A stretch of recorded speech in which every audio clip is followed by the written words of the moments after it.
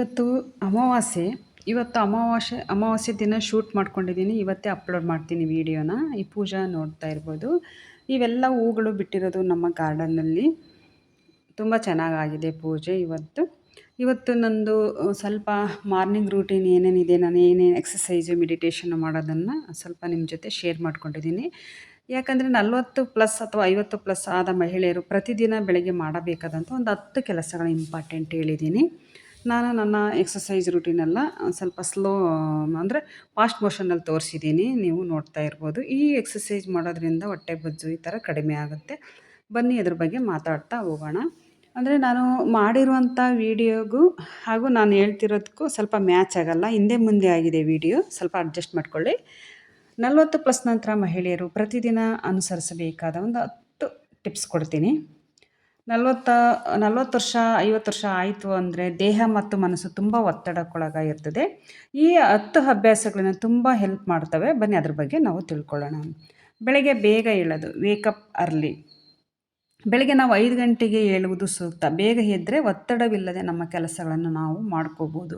ಯಾಕಂದರೆ ಬೆಳಗಿನ ಜಾವ ತುಂಬ ಚೆನ್ನಾಗಿರುತ್ತೆ. ಒಂದು ಶಾಂತವಾದ ವಾತಾವರಣ ಇರುತ್ತೆ. ಮನಸ್ಸಿಗೆ ತುಂಬ ನೆಮ್ಮದಿ ಕೊಡುತ್ತೆ. ಒಂದು ಪ್ಲೆಸೆಂಟಾಗಿರುತ್ತಲ್ವ, ಹಾಗಾಗಿ ಪ್ರಾಕ್ಟೀಸ್ ಇನ್ನೊಂದು ಏನು ಮಾಡಬೇಕಂದ್ರೆ ಗ್ರ್ಯಾಟಿಟ್ಯೂಡ್ ಮಾಡಬೇಕು. ನಾವು ಡೈಲಿ ಗ್ರ್ಯಾಟಿಟ್ಯೂಡ್ ಪ್ರಾಕ್ಟೀಸ್ ಮಾಡಬೇಕು. ಬೆಳಗ್ಗೆ ಎದ್ದ ತಕ್ಷಣ ನಾವು ಕೃತಜ್ಞತೆ ವ್ಯಕ್ತಪಡಿಸಬೇಕು. ಈ ಕಣ್ಣು ಬಿಟ್ಟ ತಕ್ಷಣ ನಾವು ಮೊಬೈಲ್ ನೋಡೋದನ್ನು ಬಿಟ್ಟುಬಿಡಬೇಕು. ಇದಕ್ಕೆ ಬದಲಾಗಿ ದೇವರಿಗೆ ಅಥವಾ ಯೂನಿವರ್ಸಿಗೆ ನಾವು ಗ್ರ್ಯಾಟಿಟ್ಯೂಡ್ ಸಲ್ಲಿಸಬೇಕು. ದೇವರು ಇವತ್ತು ಏನೆಲ್ಲ ಕೊಟ್ಟಿದ್ದಾನಲ್ಲ, ಅದಕ್ಕೆ ನಾವು ಒಂದು ಥ್ಯಾಂಕ್ ಯು ಹೇಳಬೇಕು.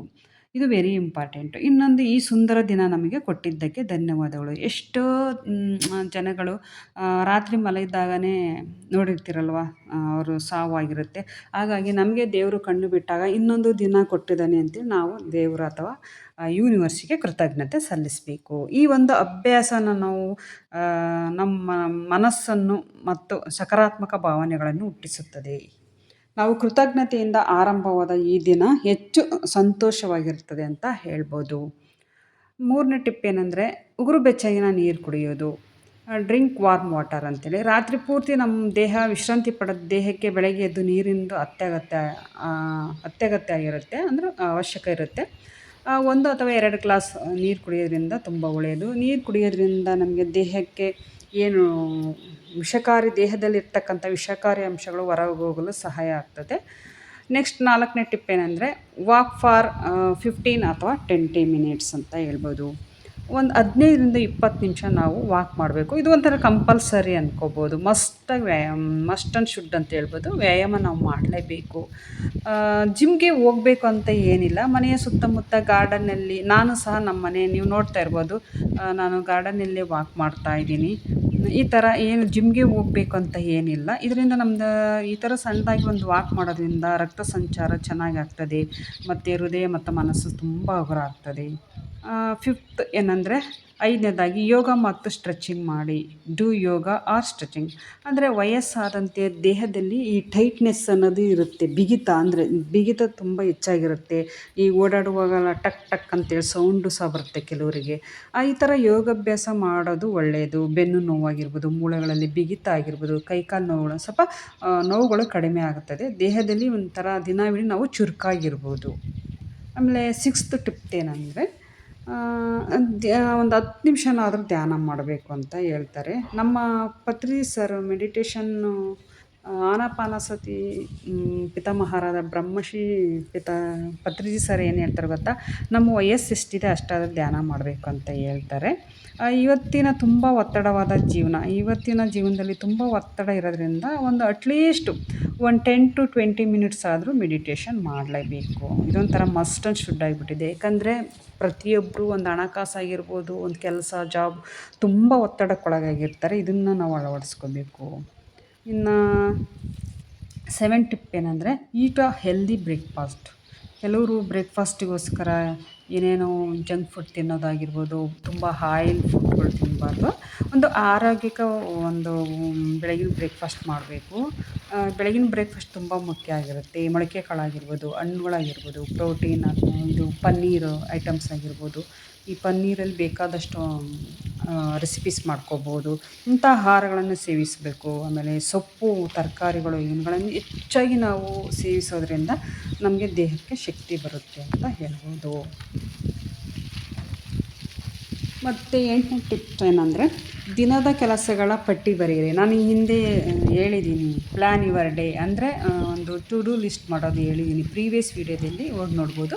ಬೆಳಗ್ಗೆ ಒಂದು 5 ನಿಮಿಷ ನಾವು ಟೈಮ್ ಮಾಡಿಕೊಂಡು ಇವತ್ತಿನ ಕೆಲಸ ಯಾವ್ಯಾವುದು ಅಂತೇಳಿ ಒಂದು ಟಾಸ್ಕ್ ಬರ್ಕೊಂಡು, ಅಂದರೆ ಈ ಥರ ಮಾಡ್ಕೊಳ್ಳೋದ್ರಿಂದ ನಮಗೆ ಗೊಂದಲ ಇರೋದಿಲ್ಲ. ಒನ್ ಬೈ ಒನ್ ನೋಡಿಕೊಂಡು ನಾವು ಈ ಥರ ಮಾಡ್ಕೊಳ್ತಾ ಹೋದ್ವಿ. ಇದರಿಂದ ಈಗ ಮಾಡೋದ್ರಿಂದ ನಾವು ಸಮಯನೂ ಉಳಿತಾಯ ಆಗುತ್ತೆ, ನಮಗೆ ಒತ್ತಡನೂ ಕಡಿಮೆ ಆಗುತ್ತೆ, ನಮಗೆ ಗೊಂದಲನೂ ಆಗೋದಿಲ್ಲ. Spend 15 minutes on your self ಅಂದರೆ ನಮಗಾಗಿ ನಾವು ಇದು 9ನೇ ಟಿಪ್ ಅಂತ ಹೇಳ್ಬೋದು. ನಮಗಾಗಿ ಒಂದು 15 ನಿಮಿಷನಾದರೂ ಮೀಸಲಾಡಬೇಕು, ಮೀ ಟೈಮ್ ಅಂತೇಳಿ. ಮಹಿಳೆಯರಿಗೂ ಬೇರೆಯವ್ರಿಗೋಸ್ಕರ ಹಸ್ಬೆಂಡು, ಮಕ್ಕಳು, ಅತ್ತೆ, ಮಾವ ಬೇರೆಯವ್ರಿಗೋಸ್ಕರ ಎಲ್ಲ ಅವ್ರಿಗೆ ಬೇಕಾದ ಅನುಕೂಲ ಅಥವಾ ಎಲ್ಲ ಪೂರೈಸಿರ್ತಾರಲ್ವ, ನಮಗಾಗಿ ನಾವು ಟೈಮ್ ಮಾಡ್ಕೊಳ್ಳೋದು ತುಂಬ ಕಡಿಮೆ. ಅದನ್ನು ಟೈಮ್ ಮಾಡ್ಕೋಬೇಕು. Back to my YouTube channel life with Netra. ನಾನು ನೇತ್ರ. ನಮ್ಮ ಆರೋಗ್ಯ ನಮ್ಮ ಕೈಯಲ್ಲಿ ಅಲ್ವಾ. ಹಾಗಾಗಿ 40+ ಅಂದರೆ 40ರಿಂದ 50 ವರ್ಷ ಆಯಿತು ಅಂದರೆ ನಮಗೆ ಮೆನೋಪಾಸ್ ಹತ್ರ ಇರ್ತೀವಿ. ಹಾಗೆ ನಮ್ಮ ಹೆಲ್ತನ್ನು ಕಾಪಾಡ್ಕೊಳ್ಳೋದು ಅಷ್ಟೇ ಮುಖ್ಯ.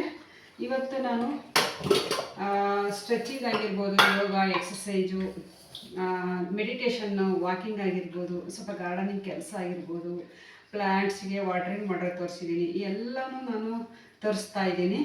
ಹಾಗಾಗಿ ಈ ಥರ ಆ್ಯಕ್ಟಿವಿಟಿ ನಾವು ಬೆಳೆಸ್ಕೋಬೇಕು, ಒಂದು ಹ್ಯಾಬಿಟ್ಟಾಗಿ ಇದನ್ನು ಕನ್ವರ್ಟಾಗಿ ಮಾಡ್ಕೋಬೇಕು. ಬನ್ನಿ ಹಾಗಾದರೆ ಇವತ್ತಿನ ರೆಸಿಪಿ ಏನಂದರೆ ಸಪ್ಪೆ ಮುದ್ದೆ, ಅಂದರೆ ತೊಗೆ ಮುದ್ದೆ ಅಂತ. ಇಂಥ ಹೆಲ್ದಿ ಆಹಾರ, ಫ್ರೂಟ್ಸು ಎಲ್ಲ ತಿನ್ನಬೇಕು, ತುಂಬ ಚೆನ್ನಾಗಿರುತ್ತೆ.